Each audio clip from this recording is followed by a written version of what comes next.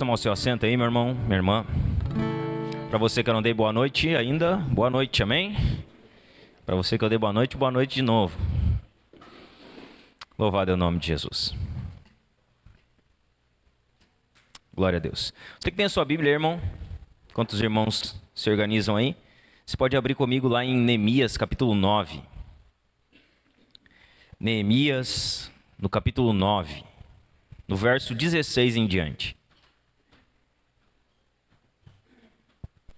Neemias, capítulo 9, no verso 16 em diante. Hoje nós vamos finalizar o capítulo 9 de Neemias, na nossa série de Neemias.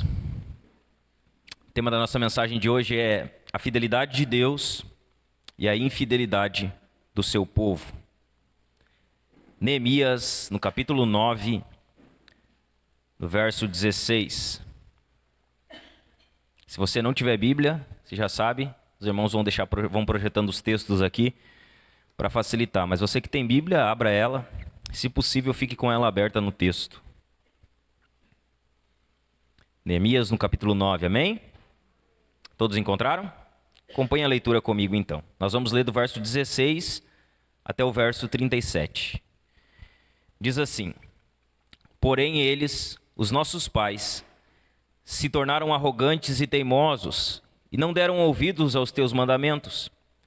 Recusaram ouvir-te e não se lembraram das tuas maravilhas que fizeste no meio deles. Foram teimosos e, na sua rebelião, escolheram um chefe com o propósito de voltarem para a sua servidão no Egito.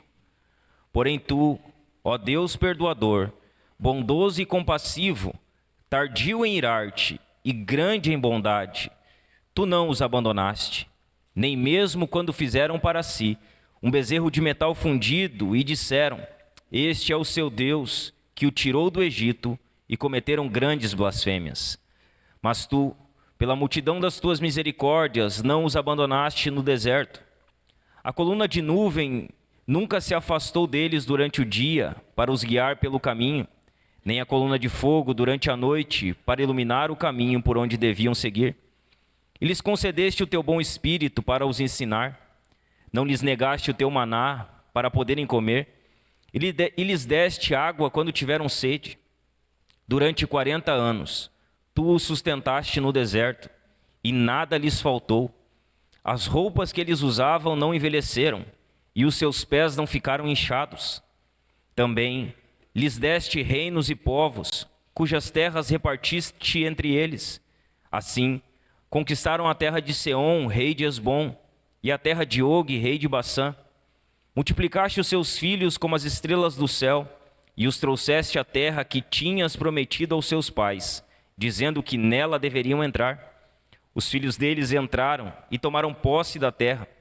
Subjugaste diante deles os moradores da terra, os cananeus, e os entregastes nas mãos deles, com os reis e os povos da terra, para fazerem com eles o que bem quisessem. Conquistaram cidades fortificadas e terra fértil, tomaram posse de casas cheias de todo tipo de coisas boas, cisternas cavadas, vinhas e olivais, e árvores frutíferas em abundância. Comeram, se fartaram, engordaram e viveram em delícias, pela tua grande bondade. Ainda assim, foram desobedientes e se revoltaram contra ti. Viraram as costas à tua lei e mataram os teus profetas, que testemunhavam contra eles, para os fazerem voltar a ti, e cometeram grandes blasfêmias. Por isso, tu os entregastes nas mãos dos seus inimigos que os oprimiram. Mas no tempo da sua angústia, clamaram a ti, e dos céus tu os ouviste. E segundo a tua grande misericórdia, lhe deste libertadores que os salvaram das mãos dos que os oprimiam. Porém, quando se viam em descanso, tornavam a fazer o mal diante de ti, e tu os abandonavas nas mãos dos seus inimigos, para que dominassem sobre eles. Mas quando se converteram e clamaram a ti, tu os ouviste dos céus, e segundo a tua misericórdia, os livraste muitas vezes. Testemunhaste contra eles para que voltassem à tua lei. Porém eles se mostraram arrogantes, e não deram ouvidos aos teus mandamentos. Pecaram contra os teus juízos, pelos quais aquele que os cumprir viverá. Em sua rebeldia, voltaram as costas, foram teimosos e não quiseram ouvir. No entanto, tu os aturaste durante muitos anos e testemunhaste contra eles pelo teu espírito, por meio dos teus profetas. Porém eles não quiseram ouvir, e por isso os entregaste nas mãos dos povos de outras terras. Mas pela tua grande misericórdia, não acabaste com eles, nem os abandonaste, porque tu és Deus clemente e misericordioso. Agora, pois, ó Deus nosso, ó Deus grande, poderoso e temível, que guardas a aliança e a misericórdia, não menospreze toda a aflição que nos sobreveio a nós, aos nossos reis, aos nossos príncipes, aos nossos sacerdotes, aos nossos profetas, aos nossos pais e a todo o teu povo, desde os dias dos reis da Assíria até o dia de hoje. Tu foste justo em tudo que nos aconteceu, pois agiste com fidelidade enquanto nós procedemos mal. Os nossos reis, os nossos príncipes, os nossos sacerdotes e os nossos pais não guardaram a tua lei, nem deram ouvidos aos mandamentos e aos testemunhos que lhes deste. Pois eles, no seu reino, na abundância de bem que lhes deste, na terra espaçosa e fértil que puseste diante deles, não te serviram, nem se converteram de suas obras más. Eis que hoje somos escravos, e até na terra que deste aos nossos pais, para comerem o seu fruto e o seu bem, eis que somos escravos nela. Seus abundantes produtos são para os reis que puseste sobre nós por causa de nossos pecados. Estes reis dominam sobre nós e sobre o nosso gado, como bem entendem. Nós estamos em grande angústia. Amém? Amém? Então nós vamos falar hoje um pouco sobre a fidelidade de Deus e a infidelidade do povo. Nós iniciamos o capítulo 9, no último domingo. Nós falamos sobre quebrantamento e exaltação de Deus. E lá nós vimos ali até o verso 15, né? Nós paramos na metade aqui. Nós vimos até o verso 15 que o povo, depois da festa dos tabernáculos, ele se juntou para jejuar, para se humilhar diante de Deus, para ler as Escrituras e para confessar os seus pecados em quebrantamento. Na sequência nós vimos que os levitas eles começam, o texto que nós estamos lendo aqui, ele é a continuação do clamor dos levitas. Os levitas eles se levantam e começam a orar. E nós vemos lá, domingo passado, que os levitas eles descrevem quem Deus é na sua oração, até o verso 15. Nós vimos lá que Deus é criador, sustentador de todas as coisas, que Deus é o Senhor, que Deus é aquele que elege soberanamente, que chama eficazmente, que Deus é aquele que livra o seu povo da aflição, Deus é aquele que provê no seu povo, que guia o seu povo. Nós vimos 12 características de quem Deus é na oração dos levitas. Hoje nós vamos encerrar o capítulo 9, e nós vamos ver mais detalhadamente essa oração dos levitas. Veja bem, essa oração dos levitas ela é um resumo da história de Israel. Você que lê a Bíblia, você notou, né?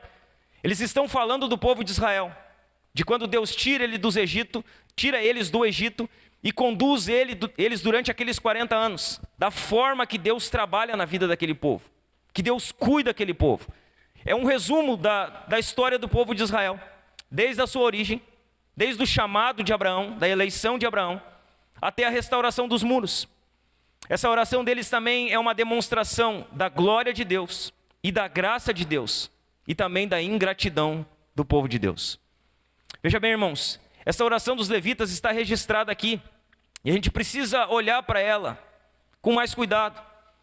Quando a gente vê a oração deles, os relatos que eles descrevem, minimamente, a gente pode ver como Deus agiu em toda a história. A forma que Deus ele trabalhou na vida do seu povo em toda a história. E como o povo de Deus se comportou em toda a história. Veja bem, em toda a história Deus trabalhou em favor do seu povo. E em toda a história o povo de Deus, ele não reagiu tão bem ao Deus que cuidava dele. O que nós vemos é que Deus ele cuida do povo de Israel desde o chamado de Abraão. Só que quando nós olhamos para o povo, nós podemos aprender algumas lições com o comportamento que aquele povo tinha. Com a forma que eles tratavam Deus. Nós precisamos olhar para a história e aprender com a história.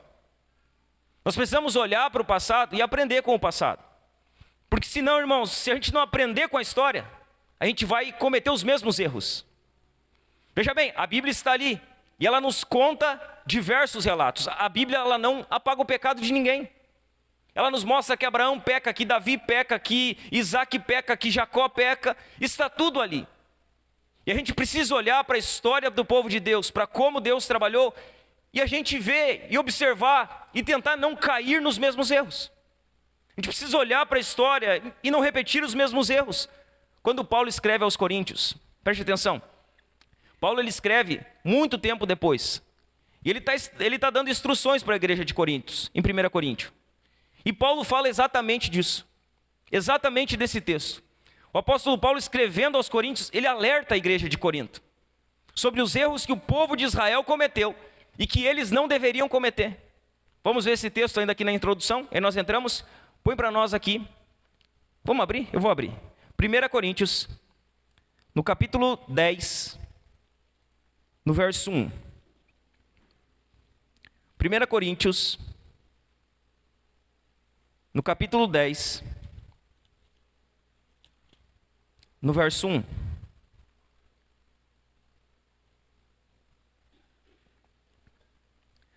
Paulo está alertando os coríntios. E ele vai usar o exemplo do povo de Israel. Nós vamos ler os 11 versos aqui. Acompanhe comigo. Diz assim: Ora, irmãos, não quero que vocês ignorem nossos pais. Não quero que os nossos pais. Desculpe. Ora, irmãos, não quero que vocês ignorem que os nossos pais estiveram todos sob a nuvem. E todos passaram pelo mar. E todos em Moisés foram batizados, tanto na nuvem como no mar. Todos eles comeram do mesmo alimento espiritual e beberam da mesma bebida espiritual, porque bebiam de uma pedra espiritual que os seguia, e a pedra era Cristo. Mas Deus não se agradou da maioria deles, razão pela qual ficaram prostrados no deserto. Ora, estas coisas se tornaram exemplos para nós, a fim de que não cobicemos as coisas más, como eles cobiçaram. E aí Paulo vai falar dos erros que eles cometeram.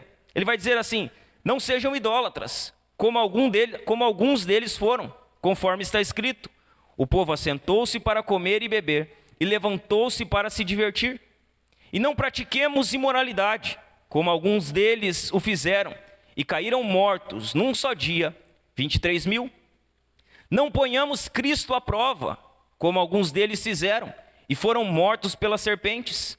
Não fiquem murmurando, como alguns deles murmuraram, e foram destruídos pelo exterminador. E aí no verso 11, Paulo ele vai dizer, ó, é isso aqui que vocês devem fazer.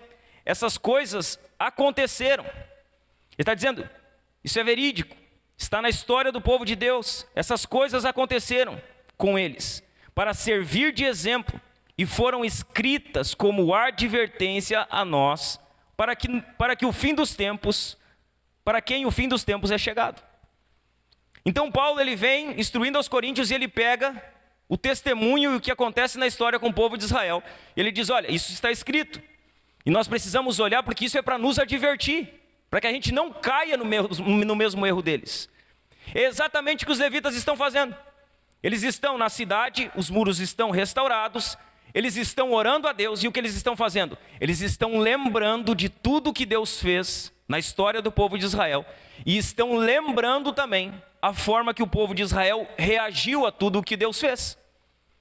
Paulo diz que isso é para o nosso exemplo. Irmãos, por toda a história nós vemos que essas coisas se repetem. Por toda a história. Essas coisas se repetem ainda hoje. Essa situação ela ainda acontece hoje. Olhe para mim, Deus é fiel. O nosso Deus é um Deus fiel. Deus ele é bom. O nosso Deus é bom. Deus é misericordioso para com seu povo. O nosso Deus é um Deus misericordioso para com seu povo. Mas, na grande maioria das vezes, o povo de Deus não é fiel com Deus. Deus é fiel. Ele é bom. Ele é bondoso, ele é misericordioso.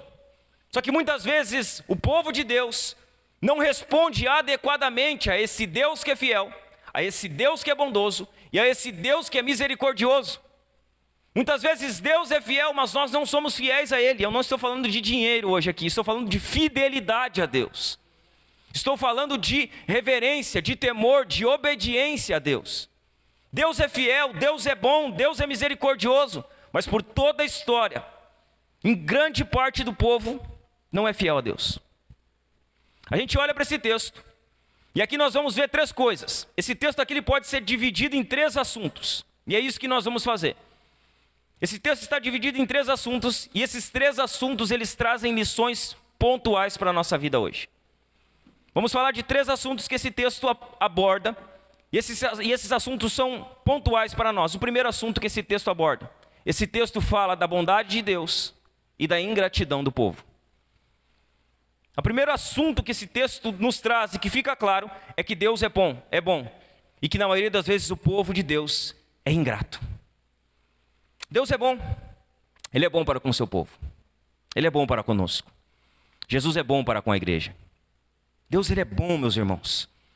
Só que Neemias ele vai aqui nos mostrar, preste atenção, ele vai nos mostrar 6 lições importantes sobre a bondade de Deus. Deus é bom, Deus cuida do seu povo, Jesus é bom para com a sua igreja. Neemias ele vai mostrar para nós 6 lições importantes sobre a bondade de Deus, para que a gente entenda um pouquinho mais sobre Deus, sobre esse Deus que é bom, sobre esse Deus que é misericordioso, sobre esse Deus que é fiel. A primeira lição que Neemias nos ensina sobre a bondade de Deus é que o cuidado de Deus, ele é baseado em quem Deus é e não em quem nós somos. Veja bem, o cuidado de Deus nas nossas vidas não está baseado em quem nós somos, está baseado em quem Deus é. Olha o que diz o verso 17. Nós vamos ler todo ele, mas a parte interessante para nós é o final do verso 17. O verso 17 diz assim: recusaram ouvir-te e não se lembraram das tuas maravilhas que fizeste no meio deles. Foram teimosos e na sua rebelião escolheram um chefe com o propósito de voltarem para a sua servidão no Egito. Preste atenção aqui agora nessa parte. Porém tu, ó Deus perdoador, bondoso e compassivo, tardio em irar-te e grande em bondade, tu não os abandonaste. O povo se rebela contra Deus, o povo levanta um líder, o povo quer voltar para o Egito. Deus poderia olhar para esse povo e dizer: vou matar vocês aqui agora, é isso que vocês merecem. O que aquele povo merecia da parte de Deus? Merecia juízo, merecia ser julgado. Deus havia tirado eles da escravidão, aberto o mar, dado água, alimentado eles. O que eles fazem? Eles se rebelam contra Deus.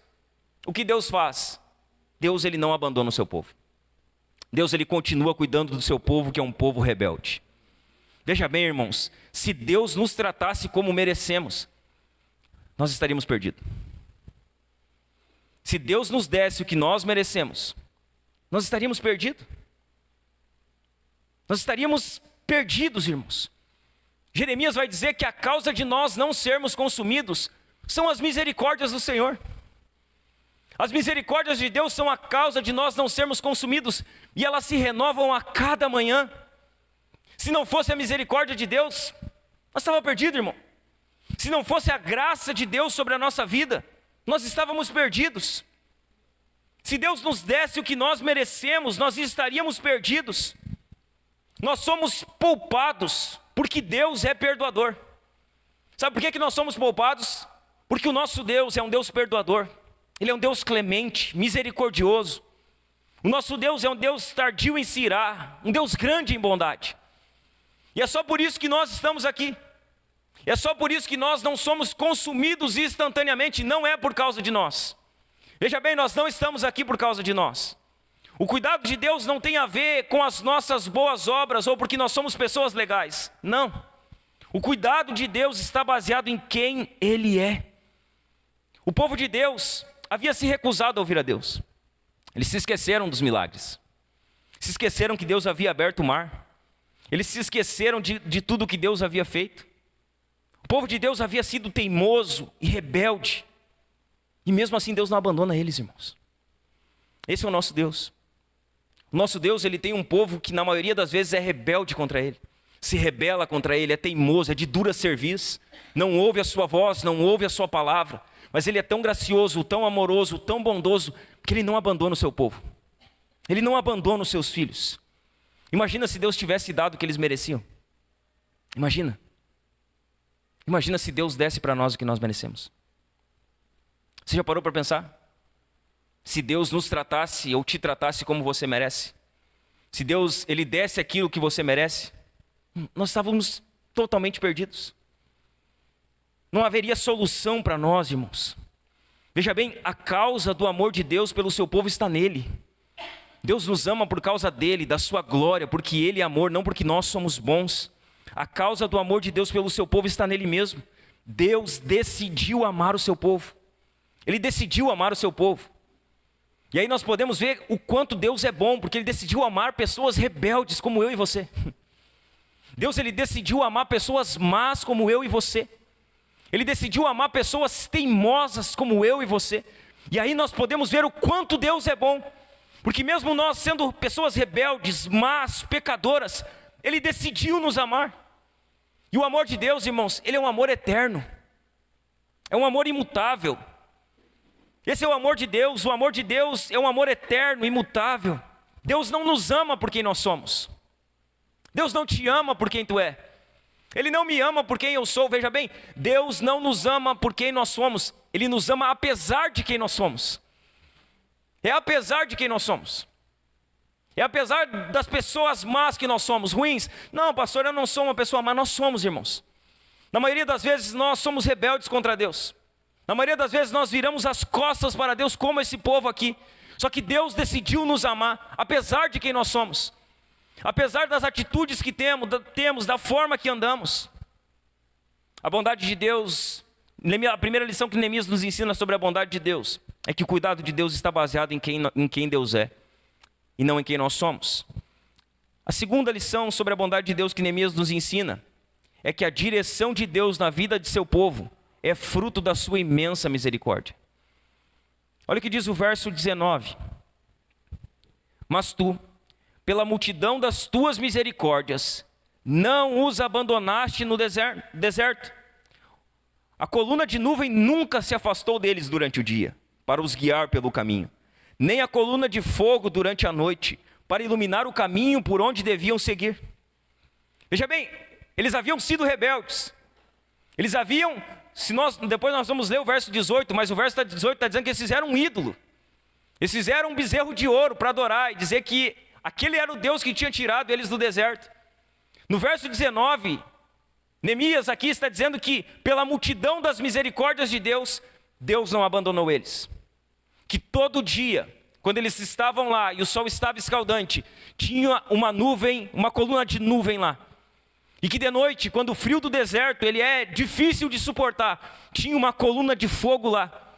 A coluna de nuvem e a coluna de fogo dirigiam o povo na sua caminhada pelo deserto. E mesmo o povo sendo rebelde, Deus nunca tirou a coluna de nuvem de dia e nunca tirou a coluna de fogo de noite. Ela sempre esteve lá. Até o momento que eles adentram a terra prometida. O povo foi rebelde todo o tempo na peregrinação do deserto. Eles foram rebeldes, eles murmuraram, blasfemaram, eles fizeram ídolos, eles adoraram esses ídolos, eles cometeram devassidão. O que acontece no relato do bezerro de ouro não é apenas adoração ao bezerro de ouro, ali estava acontecendo prostituição, devassidão. Eles estavam fazendo mais do que adorar um bezerro de ouro, tanto que quando Moisés desce, Deus manda matar e morre uma galera, na passada. Morre acho que 23 mil. Esse povo rebelde, blasfemo, que fez ídolos, está lá sendo dirigido por Deus. Durante toda essa caminhada no deserto. Por causa da multidão das misericórdias de Deus, não faltou direção para o povo. A coluna estava lá de dia, de noite, jamais se apartando do fogo. O que acontece? Muitas vezes Deus ele disciplinou o povo. Ele tratou o povo, mas ele jamais desamparou o povo. Quando era necessário, Deus disciplinava, mas não desamparava. Deus estava sempre junto com o seu povo. A disciplina é um ato responsável de amor, porque Deus amava o seu povo, ele disciplinava o seu povo. Quem ama, disciplina. E é melhor, irmãos, ser disciplinado como filho, do que viver sem freio como um bastardo. Veja bem, a grande evidência de que alguém é um verdadeiro filho de Deus é que quando pisa fora da linha, Deus trata, Deus traz de volta, Deus ele disciplina de alguma maneira. É bom sermos disciplinados, porque quem recebe a disciplina é filho. Nós precisamos nos preocupar se nós estamos vivendo longe de Deus, a parte de Deus, e parece que as coisas todas estão dando certas na nossa vida. Parece que tudo está funcionando sem Deus. Isso é perigoso demais. E nós precisamos ter um cuidado com isso. Irmãos, Deus não desiste do seu povo. E a disciplina é o modo de Deus de trazer o seu povo de volta para Ele. Deus usa da disciplina para quê? Para matar o seu povo? Não, para fazer com que o seu povo se volte para Ele. Nós vamos ver isso ainda aqui dentro da mensagem de forma mais específica. Mas Deus usa a sua disciplina para trazer o seu povo para si, porque Deus não abre mão do direito que tem de nos ter para Ele. Deus não abre mão. A terceira lição que Neemias nos ensina sobre a bondade de Deus é que a bondade de Deus se revela na sua provisão espiritual. Olha o que diz o verso 20, a primeira parte apenas. O verso 20 diz assim: e lhes concedeste o teu bom espírito para os ensinar. Deus é tão bom, sabe o que Ele faz? Ele nos dá do seu espírito. Ele coloca o seu espírito dentro de nós para nos ensinar, para que a gente compreenda as verdades da sua palavra. Deus lhes concedeu o Espírito Santo para os ensinar. Era Deus dando dele próprio para o seu povo. Era Deus dizendo assim: eu vou colocar o meu espírito dentro de vocês, para que vocês compreendam a minha lei, compreendam a minha palavra, entendam o que eu falo com vocês. É o próprio Deus, por meio do Espírito Santo, que ensina o seu povo. Deus, irmãos, não deixa o seu povo na ignorância. Ele não permite que os seus pés trilhem uma estrada de trevas. Olhe para mim, nós temos, irmãos, na palavra de Deus, um abundante banquete da graça de Deus. A palavra de Deus é um banquete para nós. Todas as riquezas insondáveis de Cristo são oferecidas para nós. E sabe o que é isso? Bondade de Deus. Nós temos uma provisão espiritual que não termina. Deus é tão bom que Ele deixou um livro para que a gente conhecesse melhor quem Ele é. E deixou a sua palavra. Deus, Ele é tão bom que Ele coloca o seu Espírito dentro de nós, para que a gente compreenda o livro que Ele deixou sobre Ele. Isso é bondade de Deus. Nós temos todas as riquezas de Cristo que são insondáveis. Quarta lição que Neemias nos ensina sobre a bondade de Deus é que a bondade de Deus se revela na provisão material. Olha o que diz o verso 20, a segunda parte, e o verso 21. Diz assim: não lhes negaste o teu maná para poderem comer, e lhes deste água quando tiveram sede. Durante 40 anos tu os sustentaste no deserto, e nada lhes faltou. As roupas que eles usavam não envelheceram, e os seus pés não ficaram inchados. Então Deus tira o seu povo do Egito. Deus coloca o seu povo no deserto, 40 anos. A roupa não envelhece, o pé não incha, não falta água, não falta comida, não falta nada. Deus, Ele provê em todas as necessidades do seu povo, as espirituais e as materiais. Deus, Ele deu maná, deu água, deu veste, deu calçado. Veja bem, durante 40 anos. 40 anos o povo de Deus foi sustentado no deserto. 40 anos. Não faltou nada, exceto uma coisa: gratidão. O povo tinha tudo, mas não tinha gratidão a Deus por tudo que tinha. Eles tinham comida e não eram gratos. Eles tinham roupas e não eram gratos. Eles eram guardados por Deus e não eram gratos. Eles tinham tudo, exceto gratidão a Deus. Eles tinham tudo que necessitavam, exceto gratidão ao Senhor. Deus proveu tudo durante todo o tempo na vida daquele povo. Sabe o que eles faziam? Murmuravam o tempo inteiro. Deus ia provendo e eles iam murmurando. Deus ia dando pão e eles reclamavam, dava carne e eles reclamavam, dava água e eles reclamavam. E toda hora eles diziam: era melhor ter ficado no Egito. Lá tinha carne, lá tinha cebola, lá tinha alho, era melhor ter ficado lá. Deus ia provendo e eles só sabiam murmurar. Irmãos, Deus é a fonte de todo bem, de todo bem. Olhe para mim, tudo que temos vem dele. Tudo. Tudo que nós temos vem de Deus. Tudo que nós temos é de Deus. E tudo que nós temos deve ser consagrado a Deus.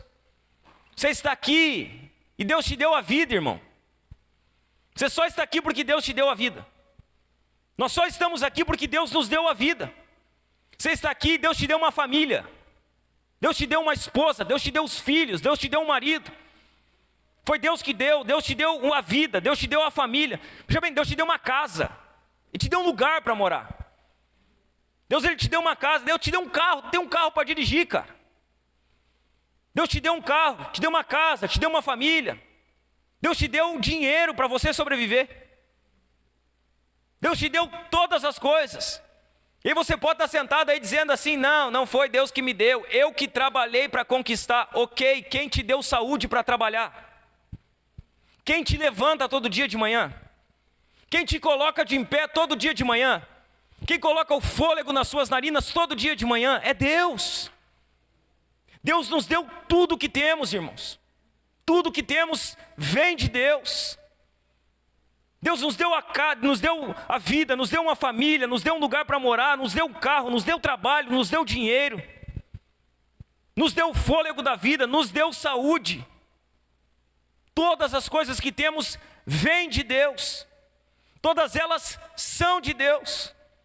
E mesmo assim, mesmo Deus nos dando tudo que temos, mesmo nós temos a vida que a maioria das pessoas não tem, a grande maioria de nós é como o povo de Israel. Agradece pouco e reclama muito. Nós temos tudo. Veja bem, a condição de vida que você tem, a maioria das pessoas no mundo não tem. Só que parece que nunca está bom, né? Nunca está bom para nós. Parece que nada chega. Parece que a gente não consegue ser grato por nada. A gente agradece pouco e reclama muito. Nada serve, nada. Nós temos uma roupa, não está bom. Nós temos um tênis, não está bom. Nós temos uma casa, não está bom. Nós temos um trabalho, não está bom. Nada serve, nada serve. E aí nós temos comida. Não, a comida nunca está boa. Nunca está legal, sempre podia ser melhor. Nada está bom. A comida que nós temos, a maioria das pessoas não tem para comer. A roupa que nós vestimos, a maioria das pessoas não tem para vestir. A casa que moramos, a maioria das pessoas não tem para morar. E muitas vezes a gente reclama do que tem, em vez de agradecer por aquilo que tem.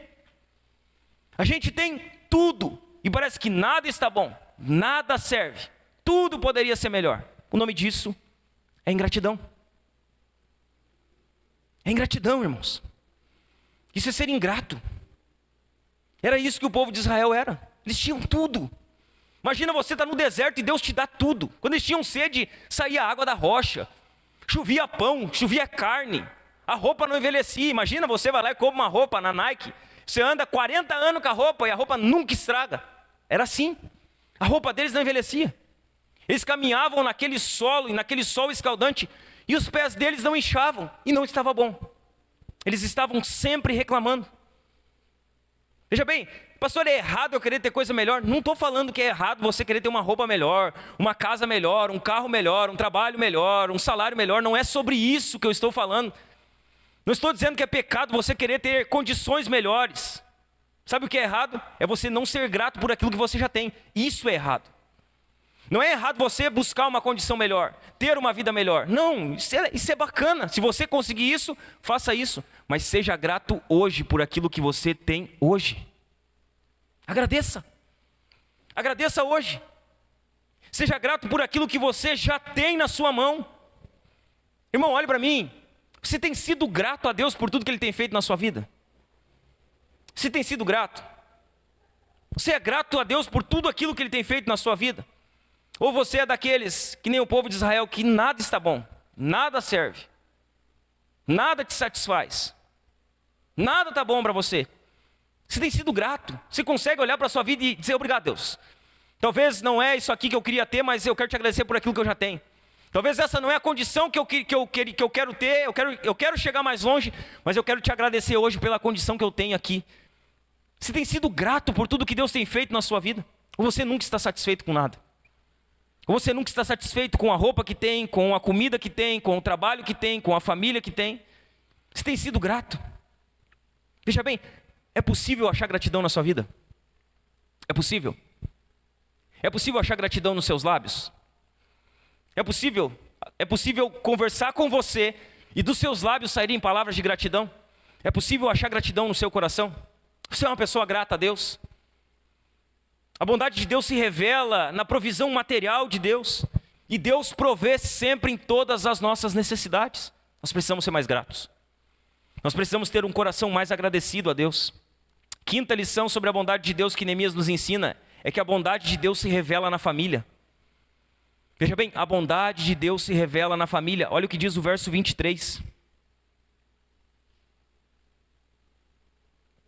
Verso 23 diz assim: multiplicaste os seus filhos como as estrelas do céu e os trouxeste à terra, que tinhas prometido aos seus pais, dizendo que nela deveriam entrar. O verso 24 vai dizer: os filhos deles entraram e tomaram posse da terra. Sabe o que está acontecendo aqui? Deus deu filhos ao povo de Israel. O povo de Israel se multiplicou. Sabe quem é que entra na terra prometida? A grande maioria que entra não são os pais, são os filhos. Os pais, na sua grande maioria, morrem pelo deserto. E quem entra com Josué e Calebe são os filhos, a geração futura. Os israelitas tiveram filhos que saíram do cativeiro e entraram na terra prometida. Seus filhos, eles foram libertos e foram vitoriosos. Olhe para mim, irmãos, ter filhos é um presente de Deus. Ter filho é um presente de Deus. Ser pai, ser mãe é bênção de Deus. Ter filho é um presente de Deus. Os israelitas tiveram filhos. Ter filho é bênção do Senhor. Os filhos são herança de Deus. São flechas na mão do guerreiro. O salmista vai dizer que bendito é o homem que enche deles a sua aljava. Ele não será envergonhado nas portas da cidade. Ter filho é uma bênção. Veja bem, você que é pai que está aqui, olhe para mim por um instante, você que é pai, você que um dia vai ser pai também.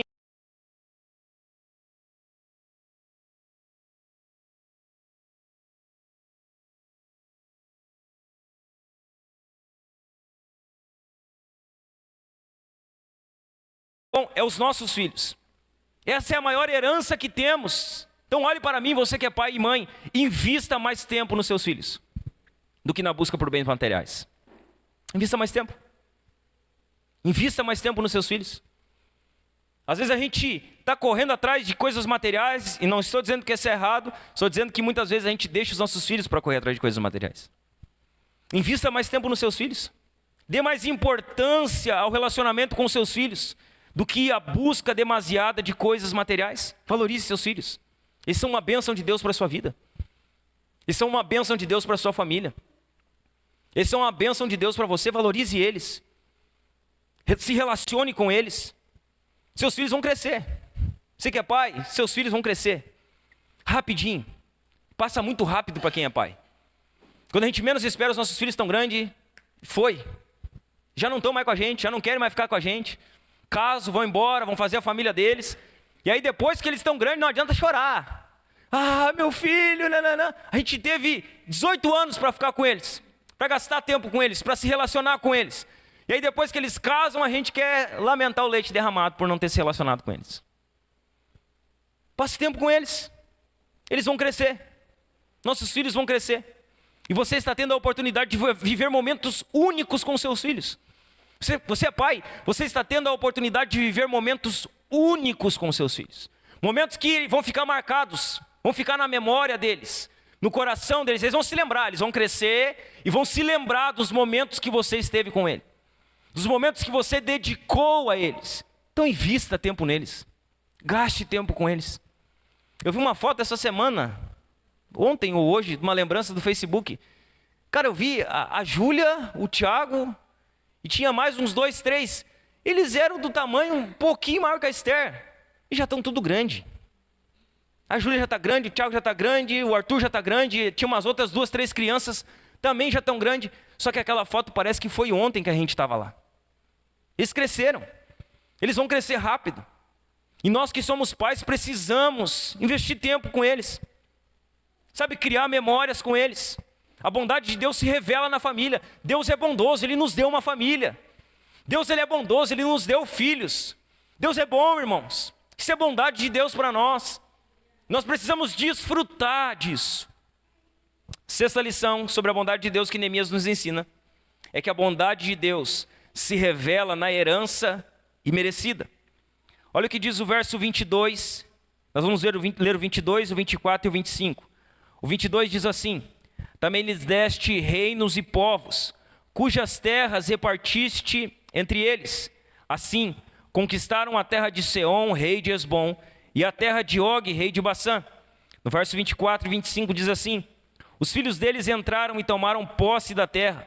Subjugaste diante deles os moradores da terra, os cananeus, e os entregaste nas mãos deles, com os reis e os povos da terra, para fazerem com eles o que bem quisessem. Verso 25: conquistaram cidades fortificadas e terra fértil, tomaram posse de casas cheias de todo tipo de coisas boas, cisternas cavadas, vinhas e olivais, e árvores frutíferas em abundância. Comeram, se fartaram, engordaram e viveram em delícias. A última parte aqui é sensacional. Diz assim: pela tua grande bondade. Eles conquistaram, comeram, desfrutaram. Neemias faz questão de dizer que tudo isso aconteceu por conta da bondade de Deus. Eles herdaram terras, eles herdaram cidades, eles venceram reinos, e tudo isso pela bondade de Deus. Deus exerceu juízo sobre as nações ímpias que viviam naquela terra. Ele deu essa terra aos filhos de Israel. Veja bem, eles não conquistaram, eles receberam ela por herança. Sabe o que é isso? Isso é graça. Eles receberam uma terra que eles não trabalharam para conquistar e que eles não mereciam receber. Mas Deus, pela sua graça, dá aquela terra a eles. Olhe para mim, assim acontece com a nossa salvação. É exatamente assim que acontece com a nossa salvação. Nós não recebemos a nossa salvação como um prêmio pelo nosso desempenho. Veja bem, as pessoas dizem assim: pessoas boas vão para o céu. Não necessariamente. Se elas não tiverem Cristo, elas ainda, mesmo sendo boas, elas não vão para o céu. Não é a nossa bondade que nos leva à eternidade, é a graça de Deus. A salvação não é um prêmio por nosso desempenho. A salvação não é um troféu que conquistamos pelos nossos esforços. Pastor, o que é a salvação? A salvação, ela vem por nós, por meio da graça. É o que Paulo diz em Efésios 2, que é pela graça que vocês são salvos.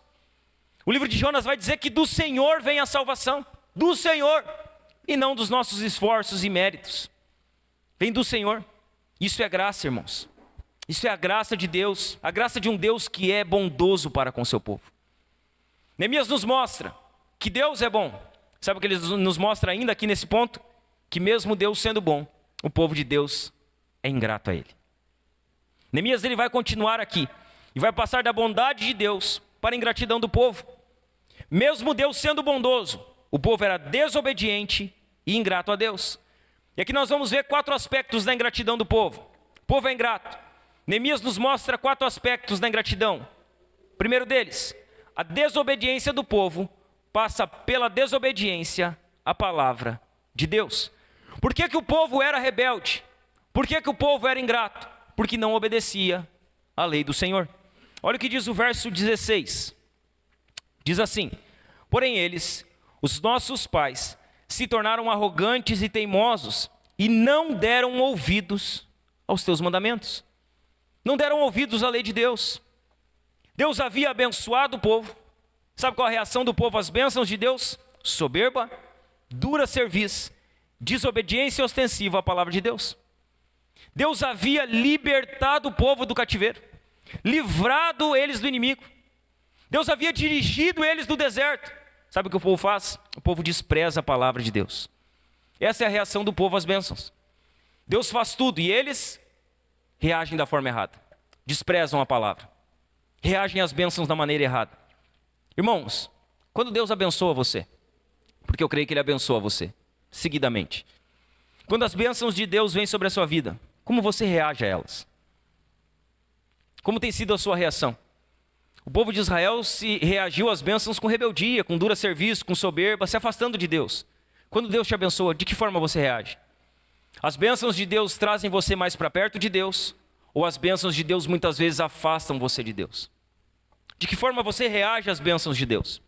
Segundo aspecto aqui, da questão da ingratidão do povo, A desobediência do povo passa pelo esquecimento proposital dos milagres de Deus. Olha o que diz o verso 17.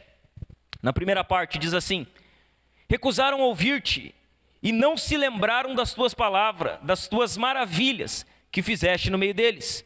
Foram teimosos e na sua rebelião escolheram o chefe com o propósito de voltarem para a sua servidão no Egito. Eles viram os milagres. Eles foram testemunha dos milagres. E o que eles fizeram? Eles fizeram de conta que não viram nada. De forma proposital, eles se esqueceram dos milagres. Eles responderam às milagrosas maravilhas de Deus com descaso. Se eu perguntasse para você, quem é o povo que mais viu milagres assim extraordinários na Bíblia? Quando você lê a sua Bíblia, quem é? É o povo de Israel. O povo de Israel viu o mar abrir. O povo de Israel viu chover pão do céu. O povo de Israel viu chover carne. O povo de Israel viu sair água da rocha. O povo de Israel viu as muralhas de Jericó caírem. Eles viram. O povo de Israel viu o sol parar. Ele viu o sol parar. O povo de Israel viu Deus fazer maravilhas extraordinárias. Foi o povo que mais viu milagres. O povo que viu as coisas mais extraordinárias. É o povo mais ingrato da Bíblia. É o povo mais ingrato. Os que viram as coisas mais extraordinárias. É um povo que responde a Deus com ingratidão. Ingratidão fere o coração de Deus, irmãos. Imagina como Deus ele recebe a nossa ingratidão diante da bondade dele e dos milagres dele. Mesmo não faltando nada para eles durante 40 anos, nada fez eles serem gratos. Nada fez eles adorarem a Deus. Não reconhecer os milagres de Deus em nossas vidas é um grande pecado, irmãos. Nós estamos pecando quando a gente não vê o que Deus faz e não reconhece isso. Quando a gente não é grato pelo que Deus faz. Você é grato por tudo aquilo que Deus tem feito na sua vida? Você tem sido grato? Você é grato pelo que Deus tem feito? Você deixa isso evidente. Quando as pessoas conversam com você, elas veem isso em você. Elas veem em você um crente grato, alguém que diz assim, Deus é bom. Você tem sido grato por tudo aquilo. Deus está fazendo algo na sua vida hoje. Você tem sido grato por isso? Você tem demonstrado a sua gratidão? Ah, pastor, eu não estou vendo nada que Deus está fazendo. Talvez você não está vendo. Mas certamente Deus está fazendo. Você tem sido grato por isso? Terceiro aspecto da ingratidão do povo. A desobediência do povo passa pela saudade do passado de escravidão. Eles tinham saudade do Egito. Olha o que diz o verso 17, a parte B, que nós lemos ali. Foram teimosos e na sua rebelião escolheram um chefe com o propósito de voltarem para a sua servidão no Egito. Eles tinham saudade do Egito.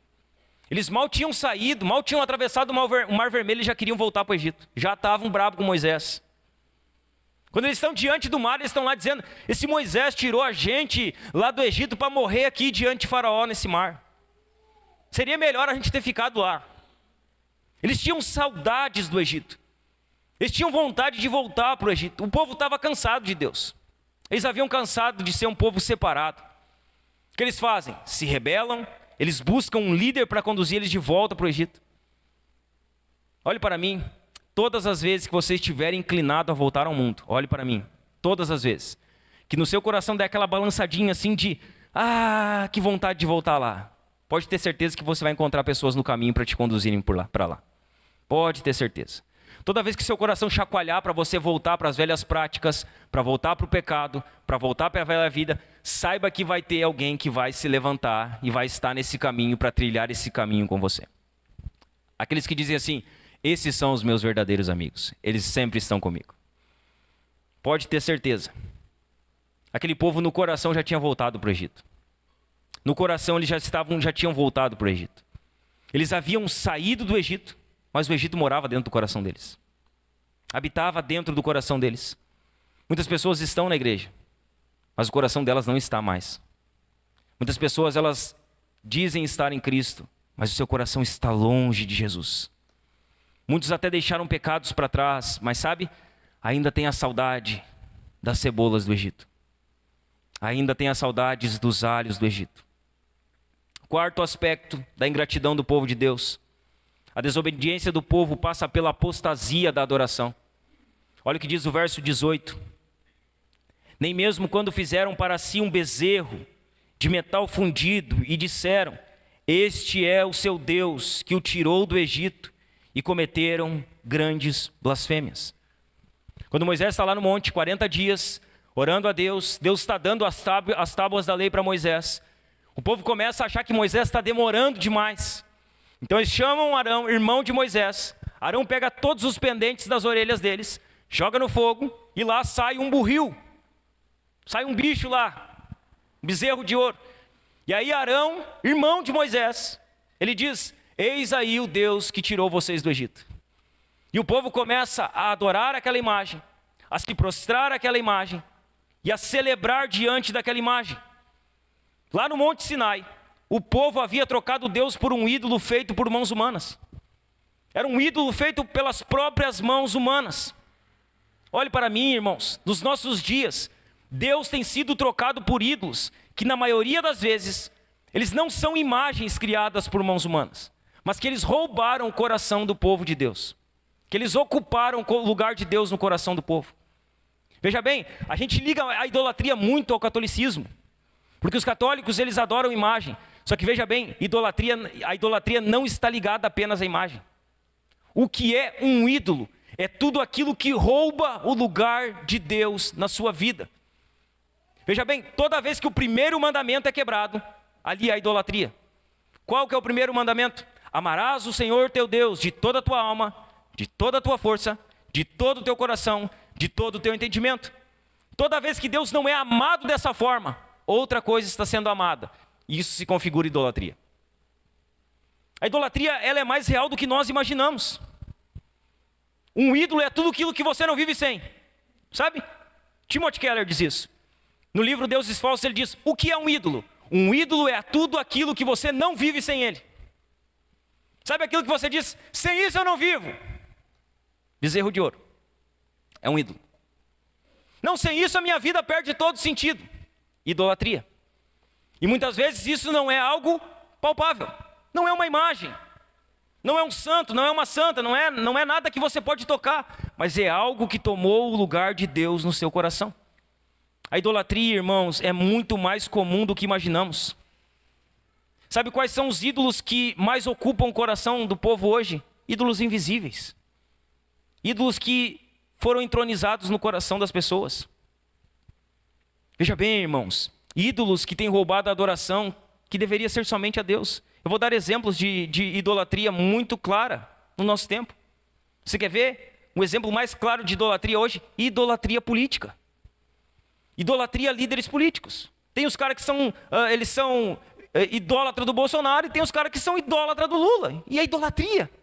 Eles estão colocando a esperança de redenção na política, quando deveriam colocar a esperança de redenção do mundo em Cristo. Irmãos, eu conheço pessoas que elas se afastaram da fé por causa de política. Isso é idolatria. Esse é o exemplo mais claro de idolatria hoje. Outro exemplo, futebol.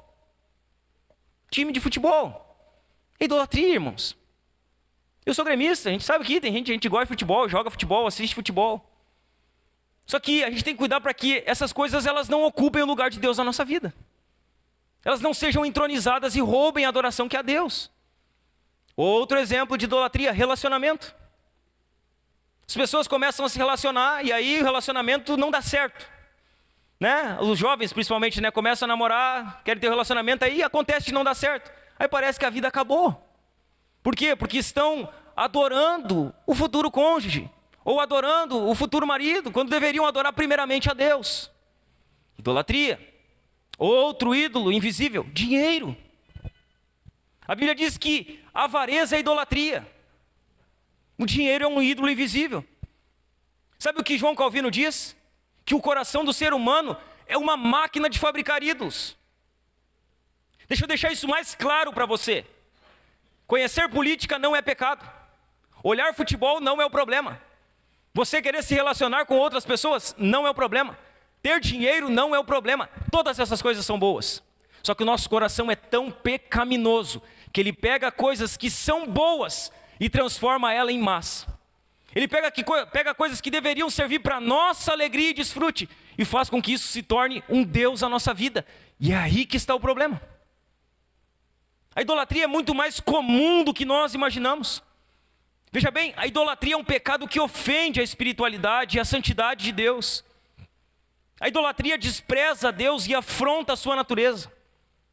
Quando a gente fala de idolatria é tão grave, que Apocalipse 21:8 diz que os idólatras não entram. Os idólatras não entrarão no reino dos céus. Então é grave isso. A idolatria impede a entrada no reino dos céus. Como está a sua adoração a Deus? Como está o seu amor por Jesus? Você tem amado Jesus? Você tem amado a Deus sobre todas as coisas? Deus está entronizado no seu coração? Ele está no centro da sua vida? Como está a sua adoração a Deus? Hoje estava muito bom a participação da igreja no louvor. Muito bom. Há muito tempo que a gente não via a igreja tão envolvida com o louvor. Como está a sua adoração? Quando você olha para o seu coração, há algum ídolo que tem roubado você de Deus hoje? Há algum ídolo que tem roubado o seu coração, o lugar de Deus na sua vida? Se sim, olhe para mim. Se há algum ídolo, algum falso Deus que tem roubado o lugar de Deus na sua vida, abandone ele, irmãos. Abandone ele hoje. Se volte totalmente para Jesus e adore somente ao Senhor. Desfrute dessas coisas, faça essas coisas, mas adore a Deus. Viva em devoção somente ao Senhor. Segunda coisa clara que esse texto deixa para nós é que além da bondade de Deus e da ingratidão do povo, a segunda coisa clara que o texto nos mostra é a disciplina de Deus e a inconstância do povo. Neemias vai nos mostrar a inconstância do povo, abordando 2 pontos. Neemias vai falar sobre essa inconstância em 2 pontos. O primeiro deles, a inconstância do povo se reflete na rejeição a Deus, a sua mensagem e ao seu mensageiro. Olha o que diz o verso 26.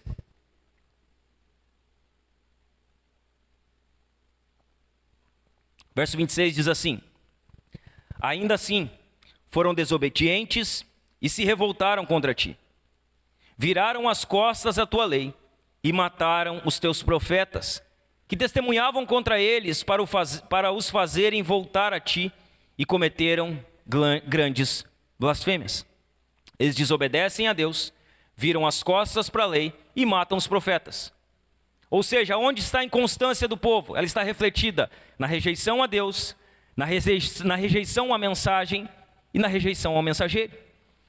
Quando as pessoas rejeitam a Deus, elas acabam rejeitando a sua palavra. E quando elas rejeitam a sua palavra, elas acabam rejeitando o seu mensageiro. O povo de Israel havia se rebelado contra Deus, virado as costas à lei de Deus e matado os profetas de Deus. Isso ainda acontece hoje. Ainda hoje, Deus continua sendo rejeitado. A palavra de Deus continua sendo rejeitada. E os mensageiros fiéis da palavra de Deus continuam sendo rejeitados. O que é isso? Em primeiro lugar, uma evidência de inconstância. Em segundo lugar, um alerta de apostasia. Se a gente está rejeitando a Deus, rejeitando a palavra e rejeitando o mensageiro, a gente pode estar caminhando para a apostasia. E isso é perigoso demais. A gente precisa abrir os nossos olhos para isso. O segundo aspecto aqui que Neemias vai nos mostrar da inconstância é que a inconstância do povo se revela por uma volta superficial e interesseira para Deus. Então eles rejeitam Deus, rejeitam a mensagem, rejeitam o mensageiro. E eles voltam para Deus de vez em quando. Veja bem, quando você lê o livro de Juízes, alguém já leu o livro de Juízes? Alguém já leu? Pega a mão assim quem leu. Qual que é a tônica do livro de Juízes? Qual que é a tônica? Alguém sabe? O que acontece repetidamente ali? Oi? Guerra. E por que acontece a guerra? Porque o povo peca. O que acontecia no livro de Juízes? O povo pecava, Deus entregava o povo para os midianitas. O povo clamava, Deus levantava um libertador. O povo ficava em paz 40 anos, voltava a pecar, Deus entregava. O povo clamava, Deus levantava um libertador, o libertador libertava e havia paz por um tempo. Essa era a tônica do livro de Juízes. O que o livro de Juízes nos ensina é que o povo voltava para Deus de forma superficial e interesseira.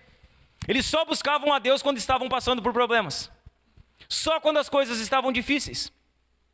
A inconstância do povo de Israel se revela nisso. Eles buscavam a Deus de forma superficial e interesseira. Os versos 27 e 28 dizem assim: por isso, tu os entregaste nas mãos dos seus inimigos, que os oprimiram.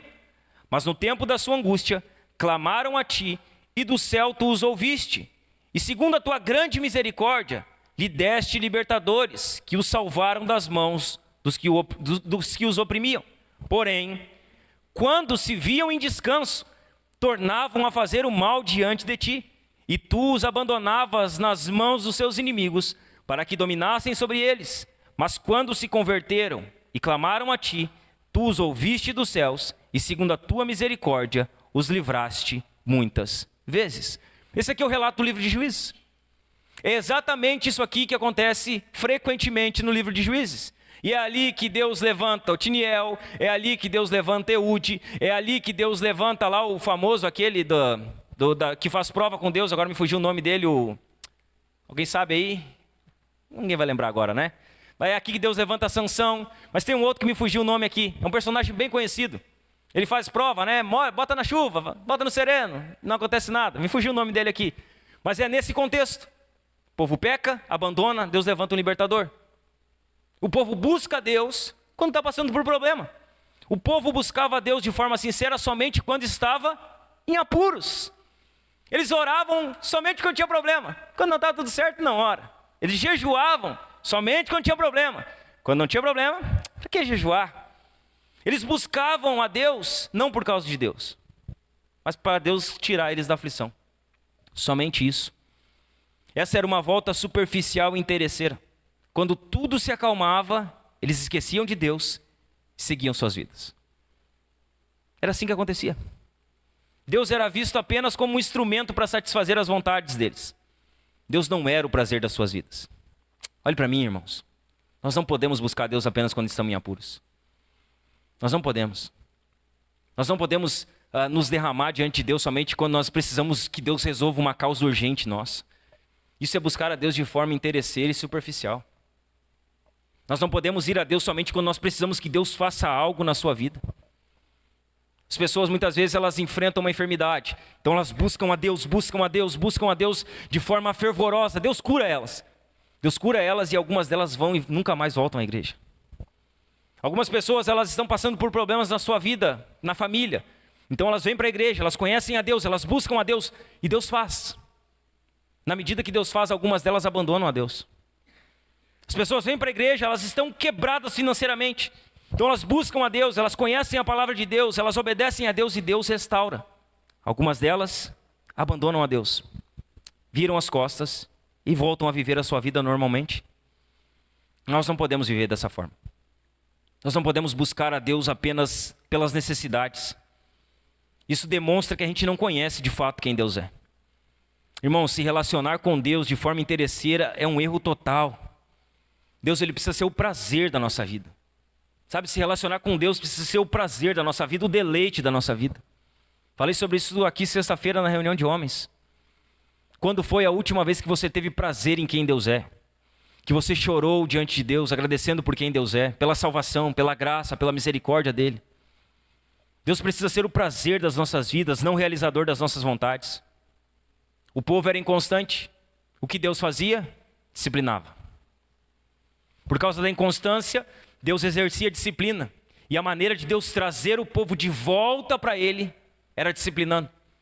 Então a gente vê que Deus entrega ali, a gente lê o texto, né? Deus entregava a eles. Deus fazia com que eles fossem subjugados. E então eles buscavam a Deus. Por conta da inconstância do povo, a maneira de Deus lhes trazer de volta era a disciplina. Deus exercia a sua disciplina. Neemias nos mostra dois aspectos importantes sobre a disciplina de Deus. O primeiro deles, quem não obedece à palavra de Deus é disciplinado por Deus. Veja bem, se nós andarmos em rebeldia à palavra de Deus de forma deliberada, se nós somos filhos, Deus vai nos disciplinar. Deus vai nos trazer de volta.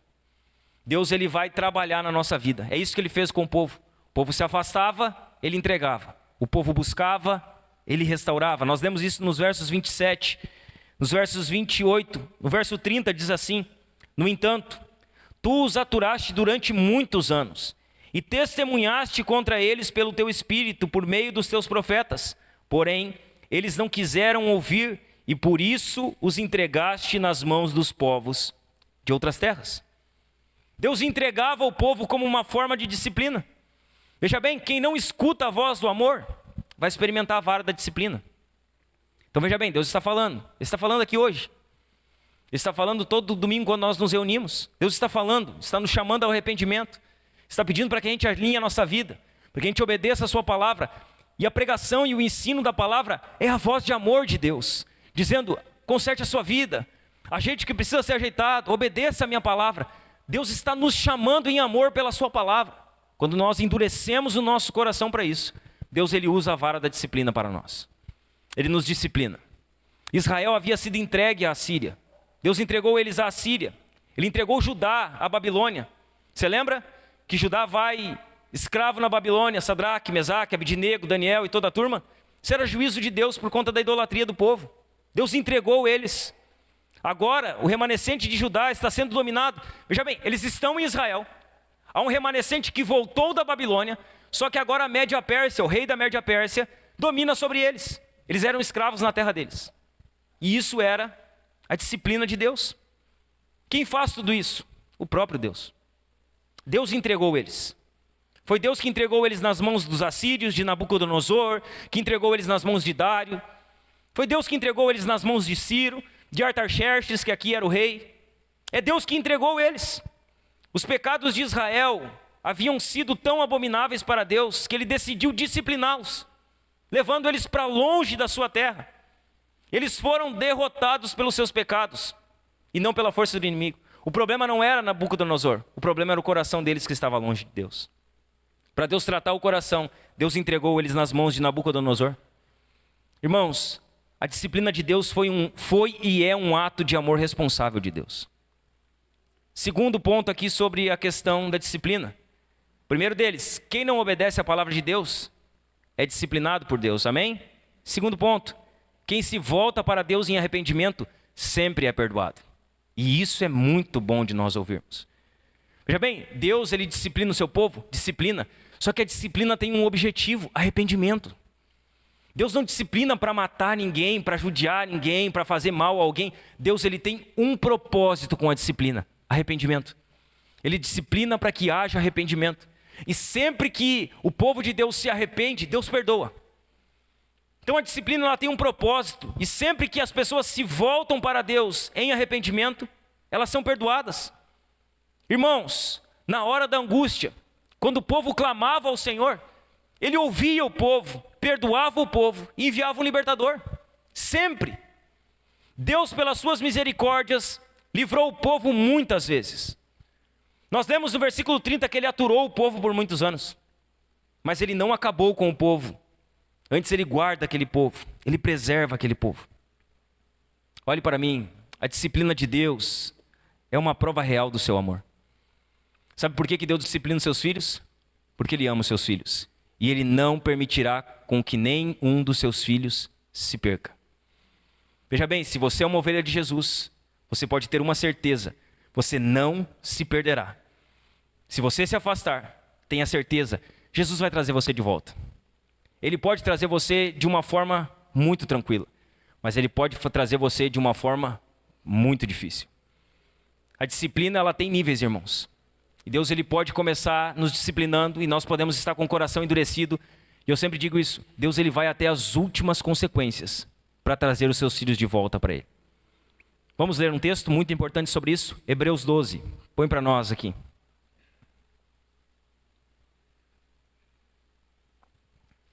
Hebreus 12. Diz assim: portanto, também nós, visto que temos a rodear-nos tão grande nuvem, põe para mim, não é desde o verso 1, deixa eu só ler aqui a referência. É desde o verso 1. Portanto, também nós, visto que temos a rodear-nos tão grande nuvem de testemunhas, livremo-nos de todo o peso e do pecado que tão firmemente se apega a nós, e corramos com perseverança a carreira que nos está proposta. Olhando firmemente para o autor e consumador da fé, Jesus, o qual, em troca da alegria que lhe estava proposta, suportou a cruz sem se importar com a vergonha e agora está sentado à direita do trono de Deus. Portanto, pensem naquele que suportou tamanha oposição dos pecadores contra si mesmo, para que vocês não se cansem nem desanimem. Na luta contra o pecado, vocês ainda não resistiram até o sangue. E vocês se esqueceram da exortação que lhes é dirigida como filhos, preste atenção. Filho meu, não despreze a correção que vem do Senhor, nem desanime quando você é repreendido por Ele. Porque o Senhor corrige a quem ama e castiga todo filho a quem aceita. É para a disciplina que vocês perseveram. Deus os trata como filhos. E qual é o filho a quem o pai não o corrige? Mas, se estão sem essa correção, da qual todos se tornaram participantes, então vocês são bastardos e não filhos. Além disso, tínhamos os nossos pais humanos que nos corrigiam e nós os respeitávamos. Será que então nós não nos sujeitaremos muito mais ao Pai espiritual para vivermos? Pois eles nos corrigiam por pouco tempo, segundo melhor lhes parecia.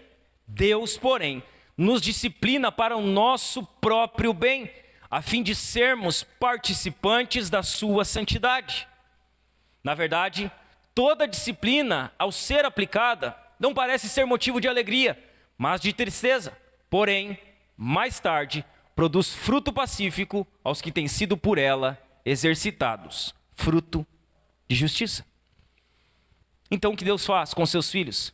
Quando eles se afastam, Ele os disciplina. Quando eles se afastam, Ele usa a vara da disciplina. E sabe o que nós deveríamos aprender com isso?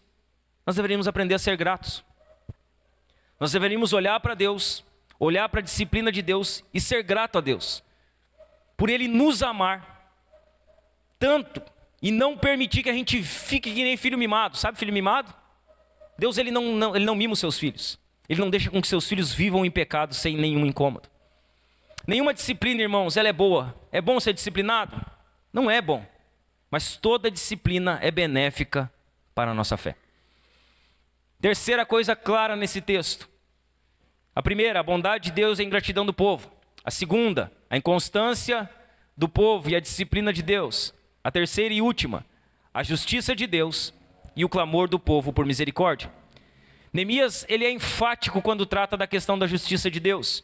Olha o que diz os versos 32 e 33. Eles dizem assim: agora, pois, ó Deus nosso, ó Deus grande, poderoso e temível, que guarda a aliança e a misericórdia, não menosprezes toda a aflição que nos sobreveio, a nós, aos nossos reis, aos nossos príncipes, aos nossos sacerdotes, aos nossos profetas, aos nossos pais e a todo o teu povo, desde os dias dos reis da Síria até o dia de hoje. Olha o que ele diz no verso 33. Tu foste justo em tudo que nos aconteceu, pois agiste com fidelidade enquanto nós procedemos mal. Então o que eles reconhecem? Que Deus havia sido justo. Que tudo o que aconteceu, quando Deus entregava, Deus não era um Deus mau por aquilo. Ele estava apenas sendo um Deus justo. O povo reconhece que Deus sempre agiu com justiça. Que embora fosse difícil para eles, aquilo era a justiça de Deus. Deus havia entregado o povo nas mãos dos seus inimigos. Eles haviam sido levados cativos. Aquele povo havia perdido a sua terra. O seu templo havia sido destruído. Eles perderam as suas casas. Eles perderam as suas famílias. Eles perderam a sua liberdade. Eles perderam tudo. E sabe por que eles perderam tudo? Por causa do pecado. O pecado é isso. O pecado não tem nada para nos oferecer, além de escravidão. Além de nós perdermos tudo aquilo que temos. É exatamente isso que o pecado produz, somente escravidão. O pecado, irmãos, promete tudo. Ele promete alegria, ele promete satisfação, ele promete que você vai ser a melhor pessoa do mundo, mas ele não entrega nada. Ele não entrega nada. No final das contas, ele torna você escravo. O pecado só conduz à escravidão, só produz escravidão. Não há possibilidade de se viver no pecado sem colher as consequências dele. Hora ou outra a gente colhe.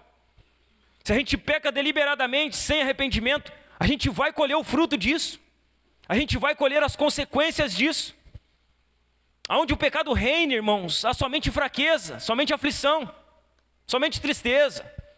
As pessoas que estão no pecado, elas não são alegres. Elas aparentam alegria. A verdade é que o coração delas é um coração triste. Elas estão tristes, fracas e aflitas. Diante da disciplina e da justiça de Deus, o povo ele vai clamar a Deus por misericórdia. Deus disciplinou. Eles reconhecem que Deus é justo. Então eles clamam a Deus por misericórdia.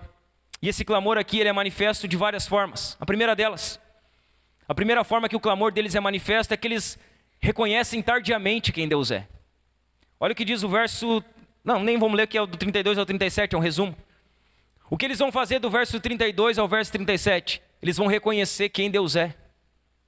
Só que eles já são escravos. Já aconteceu tudo o que tinha para acontecer de terrível com eles. E agora, depois de tudo o que aconteceu, eles estão lá, tardiamente, reconhecendo quem Deus é. O povo de Israel sabia que Deus era poderoso, que Deus era grande, temível, fiel, justo, mas mesmo assim, eles desafiaram a Deus. Eles se rebelaram contra Deus, taparam os seus ouvidos, mataram seus profetas, desprezaram a Deus no seu coração. Eles tinham conhecimento, mas não tinham prática. Eles professavam uma fé, mas eles não viviam de acordo com ela. Agora eles estão reconhecendo tardiamente quem Deus é. Estão reconhecendo tarde. Olha que tristeza isso, imagina que triste. Você viveu uma vida inteira, você vê milagres extraordinários, você chegar no fim da sua vida, lá no fim da sua vida você reconhecer de fato quem Deus é. Depois de ver tudo que Deus fez. Você tem reconhecido quem Deus é hoje? Você tem reconhecido quem Deus é? Você consegue reconhecer hoje quem Deus é? A segunda forma que o clamor dele se manifesta é com o reconhecimento de uma grande ingratidão. No verso 35 diz assim: pois eles, no seu reino, na abundância de bens que lhes deste, na terra espaçosa e fértil que puseste diante deles, não te serviram, nem se converteram de suas obras más.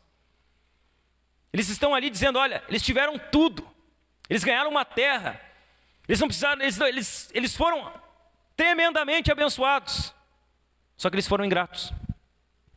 E agora, tardiamente, os levitas estão aqui orando e reconhecendo tardiamente a ingratidão que eles tiveram. Deus havia dado para eles uma terra fértil e eles não serviram a Deus. Eles não se converteram das suas obras más. Não faltou nada para aquele povo, exceto gratidão. Agora eles estão lá naquela mesma terra, como escravos. Estão naquela terra como escravos, debaixo de grande angústia, mas eles estão exercendo gratidão a Deus. E olha que paradoxo isso. Aqueles que eram livres na terra não foram gratos. E quem está expressando gratidão agora é quem está escravo. Eles estão escravos lá. E debaixo da escravidão, eles estão expressando gratidão a Deus. Irmãos, que os nossos filhos não precisem exercer a gratidão que nós não estamos exercendo. Que os nossos filhos possam aprender a ser gratos com as nossas vidas. Que não seja que nem esse povo, que gerações e gerações e gerações lá na frente foram reconhecer a gratidão a Deus que os seus pais não reconheceram. Terceira forma que o clamor deles é expresso, o reconhecimento de uma servidão avassaladora. Versos 36 e 37 dizem assim: eis que hoje somos escravos, e até na terra que deste aos nossos pais, para comerem o seu fruto e o seu bem, eis que somos escravos nela. Seus abundantes produtos são para os reis que puseste sobre nós, por causa dos nossos pecados. Estes reis dominam sobre nós, e sobre o nosso gado, como bem entendem. Nós estamos em grande angústia. O que eles reconhecem aqui, que eles estão debaixo de uma dura servidão. Que eles trabalham e não desfrutam do fruto da terra. Que os reis que estão sobre eles aproveitam tudo aquilo que deveria ser deles por herança. O pecado trouxe escravidão sobre o povo. Essa escravidão alcançou a terra, alcançou seus corpos, alcançou seus bens, alcançou o fruto do seu trabalho. O pecado, irmão, só traz destruição, só traz desgraça. Sempre foi assim. E sempre será assim até a volta de Cristo. O que o pecado faz? Ele produz servidão. Ele coloca o pescoço de sua vítima numa forca. Ele coloca os pés da sua vítima em um tronco. E ele coloca a alma das suas vítimas no inferno. É isso que o pecado faz. Ele escraviza e conduz ao inferno. Sabe qual é a boa notícia? Nós temos uma boa notícia para encerrar hoje. A má notícia é que o pecado escraviza, que o pecado prende, que o pecado ele conduz ao inferno. Mas a boa notícia é que Jesus é o Cordeiro de Deus que tira o pecado do mundo. E essa é uma grande notícia. O pecado, ele nos leva ao inferno, mas Jesus é aquele que com seu sangue pagou o preço para a remissão dos nossos pecados. E isso é uma ótima notícia, irmãos. Jesus, ele é o Cordeiro de Deus que tira o pecado do mundo. Jesus derramou o seu sangue para o perdão dos nossos pecados. E se você está aqui esta noite, olhe para mim. Se você entrou aqui, está escravizado por algum pecado, se você está escravo em alguma área da sua vida por algum pecado, olhe para mim, se arrependa, confesse seu pecado, receba perdão do seu pecado. Jesus está aqui hoje. Jesus é aquele que perdoa pecados. Ele é o Cordeiro de Deus. Ele tira o pecado do mundo. Ele pagou o preço pelos nossos pecados. Se você precisa de arrependimento, se você está escravizado pelo pecado, se arrependa hoje do seu pecado. E Jesus perdoa você essa noite, irmão. Jesus perdoa você. Ele é o Cordeiro de Deus. Louvado é o nome de Jesus. Ele é o Cordeiro de Deus que tira o pecado do mundo. Ele pode restaurar a sua vida hoje. Ele pode transformar o seu coração hoje. Você pode sair daqui hoje perdoado por Jesus. Ele derramou o seu sangue para isso. Ele fez uma obra perfeita na cruz para isso. Essas três coisas ficam claras no texto: a bondade de Deus e a ingratidão do povo, a disciplina de Deus e a inconstância do povo. Em terceiro lugar, a justiça de Deus e o clamor do povo por misericórdia. Encerro aqui, concluo rapidamente com três aplicações práticas sobre o capítulo 9 como um todo. Nós encerramos o capítulo 9 hoje. Concluímos o capítulo 9 de Neemias com algumas lições práticas. A primeira delas, o conhecimento das Escrituras provocou o arrependimento, baseado nos padrões da lei.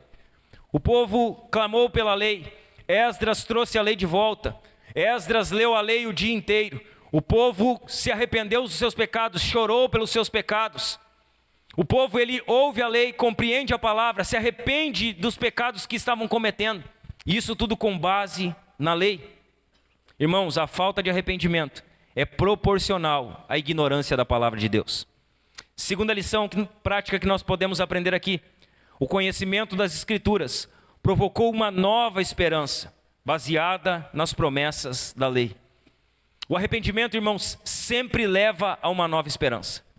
Sempre que nos arrependemos, nosso coração e a nossa vida vai se encher de esperança, de mudança, de transformação. O arrependimento sempre leva a uma nova esperança. E sem arrependimento não há esperança verdadeira. Não há. Sem arrependimento não há esperança verdadeira. Terceira e última lição prática que nós aprendemos aqui é que o conhecimento das Escrituras provocou um claro entendimento da ação de Deus na história. Eles conheciam as Escrituras. E quando eles conhecem as Escrituras, eles conseguem enxergar o Deus que trabalha em toda a história. É isso que os levitas fazem ali. Irmãos, Deus está ativo na história do seu povo e na história das nações pagãs. Os reis da terra são apenas instrumentos em suas mãos para cumprir o seu propósito na vida do seu povo. Amém? Amém? Deus é bom.